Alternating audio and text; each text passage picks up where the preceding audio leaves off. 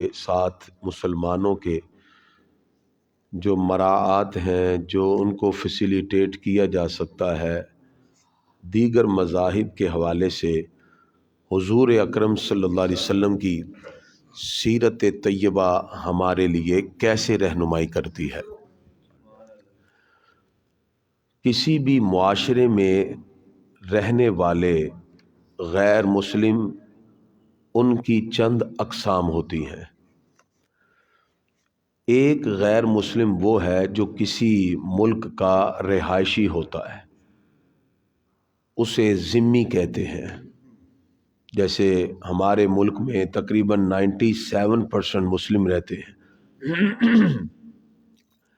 3% جو ہے ان میں کرسچن ہیں، عیسائی ہیں اور ہندو ہیں، سکھ ہیں، پارسی ہیں اور یہودی نام کے ہی ہیں بہت کم۔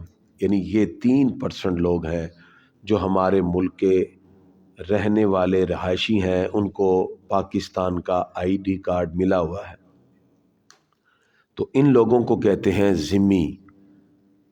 چونکہ ان کی ذمہ داری ہمارے اوپر آتی ہے، ان کو معاشی، معاشرتی، مذہبی اور سیاسی حقوق دینا یہ ہماری ذمہ داری میں شامل ہوتا ہے۔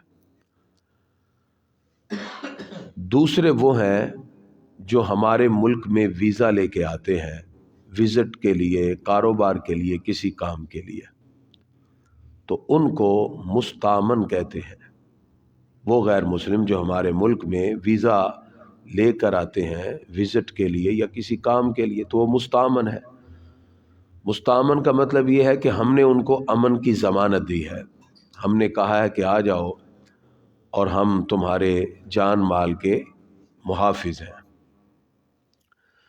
اور اسی طرح ایک تیسری قسم ہوتی ہے جسے معاہد کہتے ہیں، جن کے ساتھ کسی مسلم کا، کنٹری کا، کسی ملک کا معاہدہ ہوتا ہے کہ آپ اس معاہدے کے تحت آئیں اور ہمیں اورینٹین بنا کے دے دیں۔ تو چائنا کے غیر مسلم آئے اور انہوں نے آ کے ہمیں ایک اورینٹین بنا دی، وہ معاہد ہیں، ان کے ساتھ ہمارا معاہدہ ہوا ہے۔ اور اس کے ساتھ ساتھ غیر مسلموں میں ایک حربی ہوتا ہے۔ حربی وہ ہے جو ہمارے ساتھ جنگ کرنے کے لیے آئے، جیسے فضائی حدود کو کراس کیا ابھی نندن نے، تو پاک فوج نے مار کے طیارہ گرا دیا اور اس کو گرفتار کر لیا گیا، اسے حربی کافر کہتے ہیں۔ تو غیر مسلموں کی پھر یہ قسمیں بن گئی۔ اب ان کے جو حقوق ہیں، جو ہمارے ملک کا رہنے والا ذمی ہے، ان کے بھی حقوق ہم ادا کرتے ہیں اور ان پر کچھ فرائض ہیں۔ حقوق و فرائض سے ہی معاشرے چلتے ہیں۔ اور وہ لوگ جو ہمارے ملک میں ویزا اپلائی کر کے آتے ہیں مستامن، ان کے بھی حقوق ہوتے ہیں اور ان کے بھی کچھ فرائض ہیں۔ ہم ان کے حقوق پورے کریں گے اور وہ اپنے فرائض کی تکمیل کریں گے۔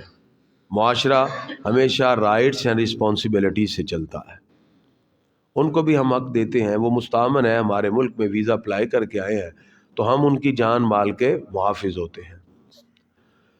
اور اسی طرح جو معاہد ہے، ہم نے چونکہ ان سے معاہدہ کیا ہے کہ ہم آپ کو اپنے ملک میں اورینٹین بنانے کے لیے اجازت دیں گے، تو یہ نہیں ہے کہ وہ غیر مسلم آپ جا کے ان کو مارنا شروع کر دیجیے غیر مسلم۔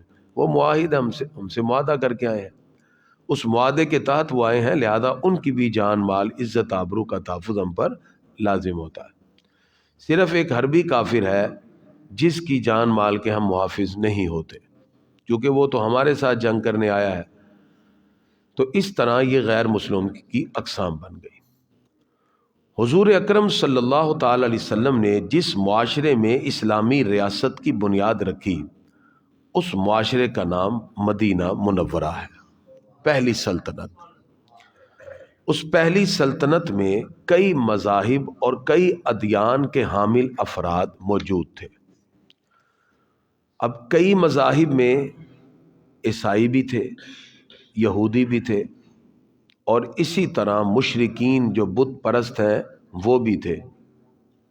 تو اب قرآن مجید کا جب ہم انالیسس کرتے ہیں تو اللہ تعالیٰ ایک تو مسلمانوں سے خطاب کرتا ہے، مسلمانوں کو جن غیر مسلموں کا سامنا تھا ان میں سے عیسائیوں کے ساتھ گفتگو کی گئی، کرسچینٹی سے، جیوز یعنی یہودیوں سے بات کی گئی، اور اسی طرح مشرکین، زیادہ تر مشرکین سے واسطہ مکہ مکرمہ میں پڑا، مدینہ شریف میں بھی تھے، اور اس کے ساتھ ساتھ ایک نیا گروہ پیدا ہو گیا، اور وہ گروہ تھا منافقین۔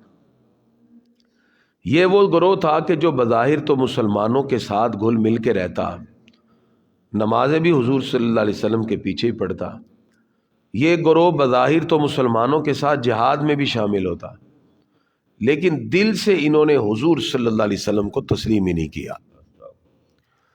تو اسلام میں سب سے زیادہ جن لوگوں نے نقصان پہنچایا وہ یہ منافقین تھے، یہ پوری پوری جماعت تھی۔ یعنی احد میں جب حضور صلی اللہ علیہ وسلم 1000 افراد کے ساتھ نکلے تو ان میں سے 300 عبداللہ بن ابی کے اکسانے پر واپس آ گئے، تو مسلمانوں کی تعداد کتنی رہ گئی؟ صرف 700۔ اب حضور اکرم صلی اللہ تعالی علیہ وسلم نے مختلف افکار و نظریات کے حامل افراد، جن کی تہذیبیں جدا، جن کی ثقافت جدا، عیسائیت ایک اپنے انداز سے جی رہی ہے، یہودیت اپنے انداز سے، اب ان سارے لوگوں کے ساتھ ہمارے آقا علیہ الصلوۃ والسلام نے زندگی بھی گزارنی ہے۔ صحابہ کرام بھی اس معاشرے میں تھے، یہ سارے غیر مسلم بھی معاشرے میں تھے، تو آپ صلی اللہ علیہ وسلم نے جو خوبصورت طریقہ اپنایا وہ یہ تھا کہ حضور صلی اللہ علیہ وسلم نے نہ تو ان کی تہذیب و ثقافت کو کلی طور پہ ختم کیا اور نہ ہی مکمل طور پہ اسے قبول کیا، بلکہ ان غیر مسلموں کی جو چیزیں اللہ کی وحی کے مطابق رہیں اور فطرت انسانی کی روشنی میں تھیں، ہمارے آقا نے اس کو قبول کیا۔ مثلا وہ چیزیں وحی کے ذریعے ملی ہیں، اگرچہ سابقہ قوموں کو ملی، لیکن وہ چیزیں چونکہ وحی کے ذریعے تھیں اور وہ چیزیں وحی کے ساتھ ہوتے ہوتے فطرت کے تقاضوں کے مطابق بھی تھیں، تو ہمارے آقا نے پھر اس کو تبدیل نہیں کیا، اور اس کے برعکس ان چیزوں کو ترک کر دیا جو اس معاشرے کی جاہلانہ رسوم و رواج میں شامل ہو چکی تھی، اور ان کو بھی مکمل ترک نہیں کیا، جو رسوم و رواج اسلامی تعلیمات کے مطابق تھیں ان کو اسلام کا رنگ دے دیا، اسلام کے مطابق ڈال دیا۔ ٹھیک ہے، اچھا، اب یہ ہے معاشرے میں کتنے خوبصورت انداز میں طریقہ کار کو اپنانا۔ آپ کیا سمجھتے ہیں کہ اسلام کی دعوت و تبلیغ اتنی آسان ہے؟ نہیں، اس کے لیے انتہائی ذہانت کی ضرورت ہوتی ہے۔ آپ دیکھ لیجئے کہ میرے آنے سے پہلے اس مسجد میں کتنے انتشار اور افتراق پڑے رہتے تھے، اور میں نے اس دن سلام پھیرا تو یہاں اس مسجد کا خطیب میرے پیچھے یہاں نماز پڑھ رہا تھا۔ یہ کس طرح ممکن ہوا؟ وہ لوگ سارے کے سارے آئے کہ نہیں پیار و محبت کے دامن؟ اب وہ کہتے ہیں یار واقعی گل کر دے ہو تو مزہ آ جاتا ہے کہ نہیں؟ ہمارے تو ایک دوست وہاں ان کی دکان ہے، کہتے جی اکثر لوگ آپ کے پاس جمعہ کے لیے آتے ہیں۔ کیوں؟ میں نے حضور صلی اللہ علیہ وسلم کی ان تعلیمات کو پہلے آگے رکھا۔ حضور اکرم صلی اللہ علیہ وسلم نے ڈائریکٹ ان کو نہیں کہا کہ یہ ایسے غلط، وہ پھر لوگ تو بھاگ جاتے۔ آپ صلی اللہ علیہ وسلم نے تعلیمات کیا اپنائی کہ حضور صلی اللہ علیہ وسلم نے ان کو جہاں جہاں ان کی تہذیب و ثقافت کے اندر اسلام کا رنگ تھا، ہمارے آقا نے اس رنگ کو قبول کر لیا، اور ان کی اس انداز میں کاؤنسلنگ کی کہ آخر کار وہ اپنے باطل نظریے سے اسلام کی طرف آنے پہ مجبور ہو گئے۔ مثلا حضرت شاہ ولی اللہ، آپ نے حجت اللہ البالغہ میں اس پر ایک تبصرہ کیا بڑا پیارا، فرمایا کہ حضور صلی اللہ علیہ وسلم نے جب غیر مسلموں کے ساتھ اس معاشرے کے اندر رہنے کے لیے کچھ اصول فراہم کیے تو آپ نے کس پر ڈیپینڈ کیا؟ نمبر 1، جو باتیں شریعت اسماعیلیہ کے موافق تھیں یا شاعر اللہ تھیں ان کو باقی رکھا اور ان کو دین ابراہیمی کا نام دے دیا۔ آپ دیکھیں دین ابراہیمی کا نام ملتا ہے نا، وہ ساری چیزیں تو حضرت ابراہیم علیہ السلام کی طرف سے آئی تھیں، لیکن وہ اپنا رہے تھے اس وقت کے غیر مسلم۔ جو چیزیں آپ صلی اللہ علیہ وسلم نے دیکھا یہ حضرت اسماعیل علیہ السلام کی شریعت میں سے ہیں اور ہیں بھی شاعر اللہ۔ تو ہمارے آقا علیہ الصلوۃ والسلام نے بیت اللہ کا طواف بھی برقرار رکھا، حجر اسود کو چومنا بھی برقرار رکھا، صفا مروہ کی سعی کو بھی برقرار رکھا۔ یہ ساری چیزیں تو چلتی آ رہی تھیں، اگرچہ اس دور میں بھی تھیں، اور کچھ ایسی چیزیں اس میں شامل کر دی گئیں کہ جو اسلام کی تعلیمات کے خلاف تھیں۔ ہمارے آقا نے وہ غلط نکال کے اس کا صحیح تصور سامنے رکھا، تو وہ لوگ بھی ماننے لگے کہ اگر اسلام بھی یہی کہہ رہا ہے تو ہماری کتابیں بھی تو یہی کہہ رہی ہیں۔ وہ کنورٹ ہو کے اسلام کی طرف مائل ہو گئے۔ یہ پہلی خوبصورتی تھی حضور صلی اللہ علیہ وسلم کی۔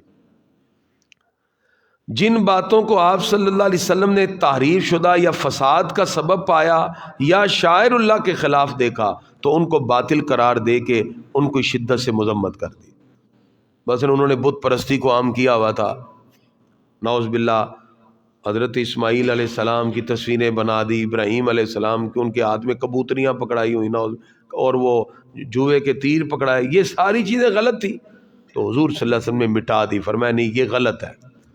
تو جو چیزیں شریعت کے خلاف تھیں، شرک میں پائی گئیں یا فساد کا سبب پائی گئیں یا شاعر اللہ کے خلاف پائی گئیں تو حضور صلی اللہ علیہ وسلم نے ان کی مذمت بھی کر دی اور ان کو ختم کر دیا۔ اور جو رسوم و رواج بہتر تھے یا جو برے تھے ان کی وضاحت کر دی بھی۔ دیکھو یہ جو طریقہ کار ہے یہ پیارے اسماعیل علیہ السلام کا بڑا پیارا ہے، ٹھیک ہے نا۔ مثلا دیکھیں معاشرے کے اندر ایک قانون پہلی امتوں میں تھا کہ اگر کوئی قتل کرے تو اس کا بدلہ قتل ہے، قصاص۔ اس قانون کو ہمارے آقا نے اسلام میں بھی برقرار رکھا۔ اب کوئی یہ نہیں کہہ سکتا کہ جی یہ تو غیر مسلموں کا بنا ہوا قانون تھا، اس لیے کہ قانون تو ان کی شریعت میں بھی یہی تھا اور اللہ نے ہماری شریعت میں بھی یہی عطا فرما دیا۔ اور وہ رسوم جو بری تھی ان کو ختم کیا، جو بہتر تھی ان کو جاری کر دیا۔ اور اسی طرح جو عادات تھیں، عادات میں جو چیزیں ناپسندیدہ تھیں اسلام میں ان کو مکروہ قرار دے دیا، اور جو اچھی تھیں تو فرمایا کہ یہ فلان نبی سے چلتی آ رہی ہے۔ ابراہیم علیہ السلام کا بھی یہ طریقہ رہا، وہ ناخن تراشتے تھے، غسل کرتے تھے، پانی کا استعمال کرتے تھے، یہ چیزیں فرمایا انہوں نے بھی استعمال کی، ہم بھی ابراہیم علیہ السلام کے طریقے کے مطابق استعمال کریں گے۔ دین ابراہیمی کو فروغ مل گیا۔ اور اس کے بعد وہ چیزیں جو حضرت ابراہیم علیہ السلام کے دین سے تھیں لیکن لوگ اس کو چھوڑ چکے تھے یا بھلا چکے تھے، حضور صلی اللہ علیہ وسلم نے ان کی ریفارم فرما کے ان کی بہتری کر دی۔ فرمایا یہ بھی تو طریقہ جناب ابراہیم علیہ السلام کا ہی ہے، اگر آپ یہ چیزیں اپنا رہے ہو تو یہ بھی تو ہے۔ اب دیکھیں عیسائیت کے اندر بہت سی چیزیں تھیں جو پہلے نبیوں سے چلتی آ رہی تھیں، یہودیوں میں بھی بہت سی چیز تھیں جو پہلے نبیوں سے چلتی آ رہی تھیں، مشرکین مکہ کے پاس کچھ ایسے عمل تھے جو دین ابراہیمی سے چلتے آ رہے تھے۔ حضور صلی اللہ علیہ وسلم نے ان تمام چیزوں کا جائزہ لیا جو اللہ کے نبی اور وحی کے مطابق تھیں، حضور صلی اللہ علیہ وسلم نے ان کو برقرار رکھا، اور جو چیزیں فساد کا سبب یا شاعر اللہ کے خلاف تھیں ان کو مٹا کر ایک ایسی سملیرٹی پیدا کر دی۔ اغیار بھی کہنے لگے اگر یہی بات ہے تو پھر اسلام ہی سچا دین ہے۔ یہ ہے خوبصورتی اسلام کی۔ دین اسلام ہمیں ایک طریقہ بتاتا ہے، ایک راستہ بتاتا ہے جو عقائد، نظریات، افکار اور اعمال ان تمام برانچز پر محیط ہوتا ہے۔ تعلیمات اسلامیہ اتنی خوبصورت ہیں کہ جب اس کو اپنائیں تو دنیاوی دولت سے بھی بندہ مالا مال ہوتا ہے اور روحانی طور پر بھی اللہ تعالیٰ اس کو عظمتیں عطا فرماتا ہے۔ اس کی لائف میں اسٹیبلٹی آ جاتی ہے، توازن پیدا ہوتا ہے، اس کی مادی زندگی بھی بہتر ہو جاتی ہے، اس کی روحانی زندگی بھی بہتر ہو جاتی ہے، اور ایسی اس کی روحانی پاکیزگی ہوتی ہے جس سے تعمیر سیرت و کردار میں اس کو اعلیٰ مقام نصیب ہو جاتا ہے۔ ایسی کریکٹر بلڈنگ ہوئی پھر ان صحابہ کرام کی جو لوٹ کر آئے، اور ایسی عظمت ان کے دل میں بیٹھی کہ پوری دنیا کے امام اور پیشوا بن گئے۔ وہ دانائے سبل ختم الرسل مولائے کل، جس نے غبار راہ کو بخشا فروغ وادی سینہ۔ حضور اکرم صلی اللہ تعالی علیہ وسلم کی تعلیمات اتنی خوبصورت ہیں کہ جن کو اپنا کر اغیار بھی اسلام کی طرف مائل ہوتے گئے، لیکن منافقین پھر بھی اس کی راستوں میں رکاوٹیں بن کے کھڑے رہے، وہ نہیں باز آئے۔ وہ تو آخری دم تک حضور صلی اللہ علیہ وسلم کے ساتھ جہاد میں بھی جا رہے ہیں، نماز بھی پڑھ رہے ہیں، حضور صلی اللہ علیہ وسلم کے ساتھ ساتھ بھی کھڑے ہیں، اور اس کے ساتھ ساتھ مختلف ریشہ دوانیوں میں مصروف ہیں، کام کر رہے ہیں، پکڑے بھی جاتے۔ حضور صلی اللہ علیہ وسلم ایک غزوہ سے واپس آ رہے تھے تو ایک صحابی نے عرض کیا، پیارے آقا میری وہ اونٹنی نہیں مل رہی، یا اونٹ تھا اونٹنی وہ گم ہو۔ فرمایا وہ جس وادی سے گزرے ہو تو اس وادی میں ایک درخت کے ساتھ اس کی نکیل اڑی ہوئی ہے۔ یہ سرکار نے غیب کی خبر دی تو وہاں قریب کھڑے ہوئے کچھ منافقوں نے کہا، لو جی خبریں ادھر کی، ہمارے دل کا نفاق کا پتہ ہی نہیں۔ یہ انہوں نے کہا ہم بھی ان کے ساتھ کھڑے ہیں، صرف ایسے ہی کھڑے ہیں، ہمارے دل میں تو ان کے بارے میں جو کچھ ہے ان کو اس کا نہیں پتا، ان کا سارا پتہ ہے۔ نعوذ باللہ۔ اب یہ باتیں انہوں نے کی، حضور صلی اللہ علیہ وسلم کے علم پہ اعتراض کیا، اور یہ لفظ کہا وما یدری محمد بالغیب، محمد کو غیب کا کیا پتا۔ نعوذ باللہ۔ یعنی یہ کہا کہ ہم بھی تو ان کے ساتھ ایسے ہی اوپر سے کھڑے ہوئے ہیں، ہم تو دل سے نہیں مان رہے ہیں، ان کو ہمارا نہیں پتا، لیکن یہ ہمارے آقا کی حکمت عملی تھی۔ اچھا جب یہ بات کی نا تو صحابی کھڑے تھے، انہوں نے سن لیا، انہوں نے آ کے بتایا یا رسول اللہ صلی اللہ علیہ وسلم یہ آپ کے بارے میں یہ کہہ رہے ہیں۔ حضور صلی اللہ علیہ وسلم نے بلایا، ادھر آؤ، تم نے یہ کہا ہے؟ کہا جی نہیں، اللہ کی قسم، نبی کی قسم، قسمیں اٹھانے لگے۔ تو جب صحابی نے کہا بھی بتاؤ تم یہاں کھڑے تھے، تم نے تو کہا تھا، پہلے قسم اٹھا لی، جب کہا نا کہا تھا، کہتے وہ تو ہم ایسے مذاق کر رہے تھے، وہ تو ہم، اللہ نے اب قرآن کی آیت اتاری، سنے ہر چیز قرآن سے بڑا کرے۔ اللہ فرماتا ہے قل اب اللہ و آیاتہ و رسلہ کنتم تستہزئون، محبوب ان کو کہو کیا اللہ، اس کی آیتیں اور اس کا رسول ہی رہ گیا تم ان سے مذاق کرتے ہو؟ کنتم تستہزئون، یعنی پہلے تو انہوں نے کہا جی ہم نے کہا ہی نہیں، ہم نے کہا یہ جھوٹ بولی ہے، میں ایسے کیا ہی نہیں، گال ہی نہیں ہے جی، کوئی ہے 1% بھی نہیں ہے۔ اور جب گواہی آ گئی انہوں نے کہا جی آپ نے تو کہا، کہتے وہ نہیں، وہ تو ہم مذاق کر رہے تھے۔ اب اللہ کیا فرماتا ہے، اب نمازیں بھی سرکار کے پیچھے پڑھ رہے ہیں، جہاد میں آئے ہوئے ہیں، جہاد سے آئے۔ اللہ فرماتا ہے قل، محبوب ادھر ان کو پوچھو، اب اللہ و آیاتہ و رسلہ کنتم تستہزئون، کیا اللہ، اس کی آیتیں اور اس کے رسول ہی رہ گئے ہیں مذاق کرنے کے لیے؟ لا تعتذروا، اب بہانے نہ بناؤ، قد کفرتم بعد ایمانکم، ایمان کے بعد تم کفر کی طرف چلے گئے ہو، اب یہ بہانے بونے نہ بناؤ۔ اچھا اب حضور صلی اللہ علیہ وسلم تو اپنی دعوت و تبلیغ میں بڑھتے گئے، اور ان کی کوششیں آخری دم تک رہیں کہ کسی طرح اسلام کے لیے بڑھتی ہوئی ان عظمتوں کو روک دیا جائے، لگے رہے۔ ہمارے آقا بھی اسلام کی عظمتوں کو پھیلاتے رہے، اور دیکھیے حضور صلی اللہ علیہ وسلم نے اس آفاقی دین کو کس طرح خوبصورت انداز میں لوگوں تک پہنچا دیا۔ اور ہمارا تصور بڑا پیارا ہے، اسلام کسی بھی نبی کے ماننے سے ہمیں روکتا نہیں، ہم سب نبی کو مانتے ہیں، یہ ہماری خوبصورتی ہے۔ سارے انبیاء کرام، جناب عیسیٰ علیہ السلام بھی ہمارے ہیں، جناب موسیٰ علیہ السلام بھی ہمارے ہیں، داؤد علیہ السلام بھی ہمارے ہیں، لا نفرق بین احد من رسول، کسی رسول پر ایمان لانے میں ہم فرق کرتے ہی نہیں، بلکہ اللہ تعالیٰ نے یہاں تک فرما دیا ان الذین یکفرون باللہ ورسلہ، بے شک وہ لوگ جو اللہ اس کے رسول کا انکار کرتے ہیں، کفر کرتے ہیں، وَيُرِيدُونَ أَن يُفَرِّقُوا بَيْنَ اللَّهِ وَرُسُلِهِ، اور وہ چاہتے ہیں کہ اللہ اس کے رسول کے درمیان فرق کر دیں، وَيَقُولُونَ نُؤْمِنُ بِبَعْضٍ وَنَكْفُرُ بِبَعْضٍ، وہ یہ چاہتے ہیں کہ ہم بعض کو مان لیں اور بعض کا انکار کر دیں۔ ایسے تھوڑی ہوتا ہے، یعنی ایک بندہ چاہے جی میرے حساب سے اسلام ہو جائے، من چاہا، بعض کو مان لیں اور بعض کو نام، یہ تو نہیں ہے کہ نہیں یہ اچھی چیزیں یہ ٹھیک ہے، یہ نہیں، ایسے نہیں ہے کہ بعض کو مان لے۔ اللہ فرماتا ہے یہ جو چاہتے ہیں نا کہ بعض کو مان لے بعض کو چھوڑ دیں، وَيُرِيدُونَ أَن يَتَّخِذُوا بَيْنَ ذَلِكَ سَبِيلًا، یہ چاہتے ہیں کہ کس طرح ایمان اور کفر کے درمیان کوئی درمیانی راہ نکال لے،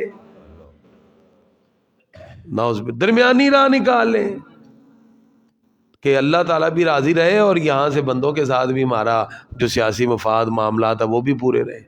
تو ایسے تو نہیں ہوتا، ایسے نہیں۔ تو اس سے پتہ چلا ایک تو مسلمان جو ہوتا ہے نا وہ غیرت مند ہوتا ہے، مومن غیرت مند ہوتا ہے، وہ ایمان کی لذتوں پر کبھی سمجھوتا نہیں کرتا، پوری دنیا ایک طرف کھڑی ہو جائے وہ پوری غیرت کے ساتھ جیتا ہے، اور یہی ہمارے بزرگوں کا پیغام ہے۔ اور دوسرا، مسلمان جتنے بھی ہیں وہ سارے نبیوں اور سارے نازل شدہ صحائف پر، کتابوں پر ایمان رکھتا ہے۔ الذین یؤمنون بما انزل الیک وما انزل من قبلک، جو آپ صلی اللہ علیہ وسلم پہ اترا اس پر بھی ایمان، جو پہلے اترا اس پر بھی ایمان۔ کیوں؟ اللہ چاہتا ہے کہ ساری انسانیت کو ایک لڑی میں ایسے پرو دیا جائے، ایسے آدم علیہ السلام سے لے کے جناب محمد رسول اللہ صلی اللہ علیہ وسلم تک۔ میں نے پچھلے دنوں اس پہ کام کیا کہ تمام مذاہب کی مشترک تعلیمات، کامن چیزیں، اور اس پر باقاعدہ وہ چیزیں کیا تھیں جو سب میں ایک تھیں، اس میں اللہ کو ماننا توحید، اس میں رسالت، نبی کو ماننا رسالت، اس کے بعد فرشتوں کو ماننا، یہ پھر اللہ تعالیٰ کی صفات، یہ سب کے سب۔ پھر اسی طرح جتنے بھی انبیاء کرام تھے ان سب نے اچھے اعمال پہ نیکیوں کا اور برے اعمال پہ سزاؤں کا، دونوں کا ذکر یعنی ذکر کر دیا۔ یہ سارے انبیاء کرام کے مشترکہ تعلیمات ہیں، اور انہوں نے انسان کو ایسے ایک لڑی میں پرو دیا، اور یہی حضور صلی اللہ علیہ وسلم کا طریقہ کار تھا۔ آپ صلی اللہ تعالی علیہ وسلم نے ان تمام کے تمام معاشرے میں رہنے والے مذاہب کو ایک حد تک اپنے ساتھ ملایا، میثاق مدینہ کیا، لیکن جب انہوں نے بد عہدی کی تو پھر حضور صلی اللہ علیہ وسلم نے نکالا یہودیوں کو، بنو نذیر کو، چلو بھی نکلو، کیونکہ بد عہدی جو ہوتی ہے یہ کسی بھی طور پہ قابل قبول، یعنی ایک بندہ ہے اس کو منصب دیا جائے، اس کو عزت دی جائے۔ حضور صلی اللہ علیہ وسلم نے ان کو عزتیں دی، میثاق مدینہ میں ان کو ساتھ بٹھایا، ٹیبل ٹاک کی، ان کو عزتوں سے نوازا، اور جب عزتوں کے رکھوالے خود عزتوں پہ ڈاکے ڈال دیں تو پھر وہ عزت کے لائق نہیں رہتے نا۔ اتنی عزتیں ہمارے آقا نے دے دی کہ آؤ بیٹھ کے بات کریں، آؤ ہم ایسے کرتے ہیں، میثاق مدینہ لکھا گیا، عزتوں سے نوازا، اور یہ ساری چیزیں کون کر رہے ہیں؟ جو نبیوں کے امام ہیں، امام الانبیاء علیہ الصلوۃ والسلام۔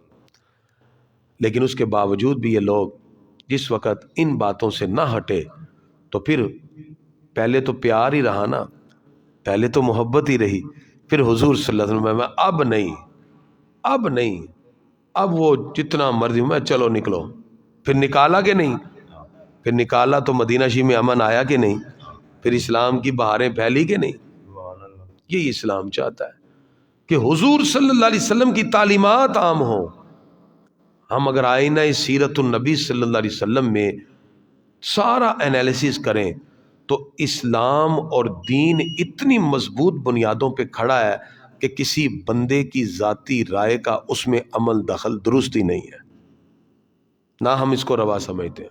کوئی بندہ کتنا ہی ہو، وہ اپنے آپ کو کہے جی میں فلاں عہدے پہ ہوں، صدر ہے، کوئی بھی ہے، دین میں کسی قسم کی مداخلت درست نہیں ہے۔ حضور اکرم صلی اللہ علیہ وسلم نے رواداری ہمیں سکھائی، ہمیں مذہبی معاملات سکھائے، اور اسی طرح جہاں سیاسی مفاہمت کی ضرورت تھی اس تصور کو اجاگر بھی کیا، یہ ساری چیزیں بھی، لیکن وہاں حضور صلی اللہ علیہ وسلم نے نظام عدل کو بھی سامنے رکھا۔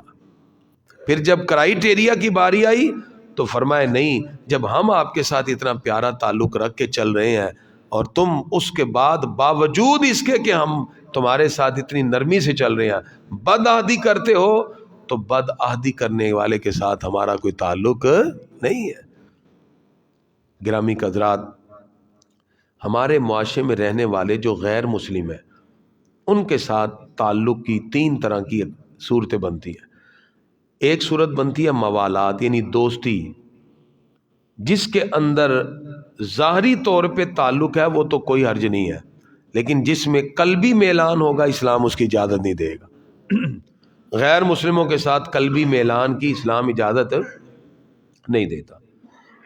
پھر مواسات میں جیسے کسی پہ احسان کرنا، نفع پہنچانا، ٹھیک ہے، آپ کے معاشرے میں جو غیر مسلم ہے ان کو بظاہر اگر آپ کسی بھی حوالے سے یعنی آپ کے گھر کے ساتھ ان کا گھر ہے، ان کی دکان آپ کی دکان کے ساتھ ہے، تو آپ ان کو بظاہر کوئی، وہ کہتے ہیں جی ہمیں پانی کی ضرورت ہے، آپ کہتے ہیں جی لے لیں نلکے سے، ٹھیک ہے، یہ آسانی ہے نا، تو کوئی حرج نہیں ہے، غیر مسلم کے ساتھ یہ کیا جا سکتا ہے۔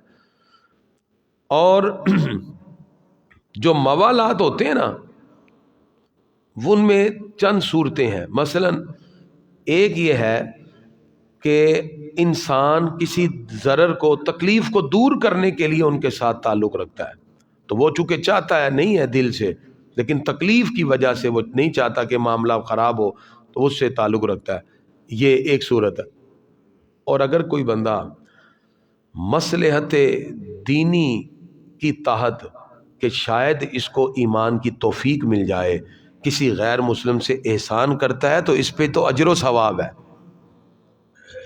ہمارے پاس بہت سے اسٹوڈنٹ غیر مسلم پڑھتے ہیں، تو ہم ان کو کسی نہ کسی انداز میں کہ اگر وہ اسلام کی طرف راغب ہونا چاہیں تو ٹھیک ہے، ہم ان کے سامنے اسلام کی عظمت بتاتے ہیں۔ اور اگر کوئی شخص اس انداز میں ان کے ساتھ تعلق رکھے کہ اس میں نہ مصلحت دینی ہو بلکہ اپنی ذات کا فائدہ، اور یہاں تک کہ وہاں ان کی شان و شوکت کا بڑھانا مقصود ہے، تو ایسی صورت میں ان کے ساتھ تعلق درست نہیں ہے۔ شان و شوکت اب قیامت تک صرف اسلام کی رہے گی۔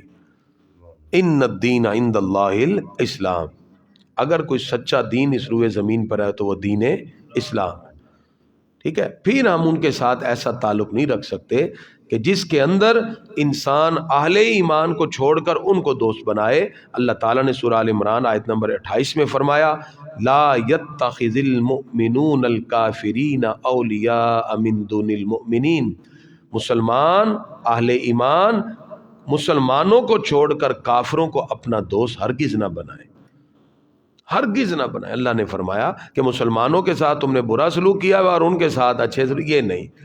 فرمایا وَمَن يَفْعَلْ ذَلِكَ، جو ایسا کرے گا فَلَيْسَ مِنَ اللَّهِ فِي شَيْءٍ، اس کا اللہ سے کوئی تعلق ہی نہیں ہے۔ إِلَّا أَن تَتَّقُوا مِنْهُمْ تُقَىٰ، مگر یہ کہ تم ظلم سے بچنے کے لیے ان سے بظاہر ایسا طرز عمل اختیار کر لو، ظلم سے بچنے کے لیے، وہ ٹھیک ہے۔ وَيُحَذِّرُكُمُ اللَّهُ نَفْسَهُ، مگر اللہ تمہیں اپنے معاملات سے ڈراتا ہے، اپنے آپ سے ڈراتا ہے۔ وَإِلَى اللَّهِ الْمَصِيرُ، تم نے پلٹ کے تو اللہ کے پاس ہی آنا ہے، اور میں دنیا کے معاملے میں نہ دیکھتے رہنا، تم نے میرے پاس ہی آنا ہے، یہ تو امتحان کا ہے۔ اس لیے اسلام نے ہمیں رویوں تک کے بارے میں بتا دیا۔ اور مجھے آج انتہائی خوشی ہے، یہ جو میں درس دے رہا ہوں یہ میری اپنی لکھی ہوئی کتاب ہے، یہ میں کسی کی کتاب سے نہیں دے رہا، یہ میں نے الحمدللہ اس پہ دنیا کے مذاہب پہ کام کیا ہے، صرف ایک میں نے پوری دنیا کے آپ دیکھ لیجئے، تو الحمدللہ اس پہ میں سمجھتا ہوں، میں نے اس لیے نام سب سے پہلے اپنے والد گرامی کا لکھا ہے۔ یہ میں کہتا ہوں کہ میرے ابا جی انہی کی دعاؤں کا صدقہ ہے، تو وہ تو آپ نے وہ چھوٹی چھوٹی کتابیں دیکھی تھی نا، اب آپ یہ بھی دیکھ لیں ہم نے پوری دنیا پہ بھی کام کر لیا۔ اس لیے نا ارادوں میں پیچھے نہیں ہٹنا، بعد اب آپ نا، میں نے کہا الحمدللہ